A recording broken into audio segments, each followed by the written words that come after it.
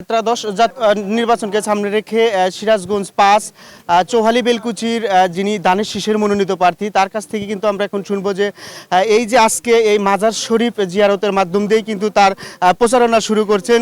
কেমন মন্তব্য তার সেই বিষয়ে কিন্তু একটু আমরা জানার চেষ্টা করব। আসলে কেমন মন্তব্য করছেন যে এই যে আপনার অনুভূতিটা।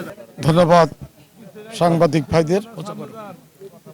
প্রথমেই আমি মহান রব্বুল আলমিনের দরবারে শুকরিয়া আদায় করছি যে বাংলাদেশ জাতীয়তাবাদী দল আমাকে মনোনয়ন দিয়েছে।